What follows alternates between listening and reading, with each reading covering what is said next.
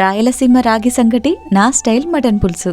ఒక్కసారిలా చేసుకొని తిని చూడండి. ఈ కాంబినేషన్ మీరు ఎప్పుడు తలుచుకున్నా, ఈ టేస్ట్ మీకు గుర్తుకు రాకపోతే నన్ను అడగండి. అంత టేస్టీగా ఉంటుంది. తప్పకుండా ట్రై చేయండి. ఫస్ట్ అయితే కడాయిలోకి ధనియాలు, మిరియాలు, బిర్యానీ ఆకు, దాల్చిన చెక్క, మరాఠీ మొగ్గ, ఇలాచి, స్టార్ ఫ్లవర్, అనాస పువ్వు, లవంగాలు కూడా వేసి లో ఫ్లేమ్ లో మంచి స్మెల్ వచ్చేట్టు ఫ్రై చేసుకోండి. తర్వాత ఎండు కొబ్బరి నువ్వుల్ని కూడా ఫ్రై చేసి తీసి పక్కన పెట్టేసుకోండి.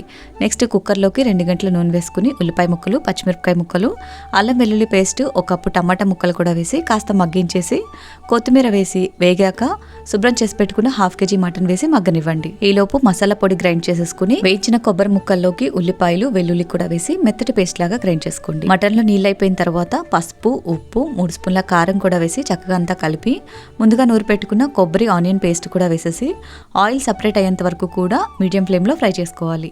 ఇలా ఆయిల్ సపరేట్ అవుతున్నప్పుడు 1 లీటర్ నీళ్లు ముందుగా నూరి పెట్టుకున్న మసాలాలోంచి 2 స్పూన్ల మసాలా వేసి చక్కగా అంతా కలిపి మూత పెట్టేసి 6 విజిల్స్ వచ్చేంత వరకు ఉడికించండి. ఈలోపు వేరొక కుక్కర్లోకి 1 కప్పు బియ్యాన్ని శుభ్రంగా కడిగేసేసుకుని 3 కప్పుల నీళ్లు పోసి అన్నం మెత్తగా ఉడికించేసుకోవాలి. ఇలా ఉడికిన తర్వాత 1/2 కప్పు రాగి పిండి వేసేసి స్టవ్ లో ఫ్లేమ్ లో పెట్టుకుని ఆలు మ్యాషర్ తోటి ఇలా మ్యాష్ చేసుకుంటూ కలుపుకోవాలి.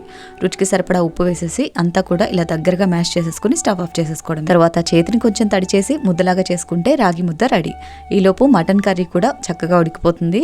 చివరిగా 1 పావు స్పూన్ ముందుగా నూరి పెట్టుకున్న మసాలా, 1 గుప్పెడు కొత్తిమీర వేసి కలిపేసుకుని 1 నిమిషం పాటు ఉడికించారంటే మటన్ కర్రీ కూడా రెడీ. రాగి సంగటి కాంబినేషన్ లో అద్భుతంగా ఉంటుంది. తప్పకుండా ట్రై చేయండి.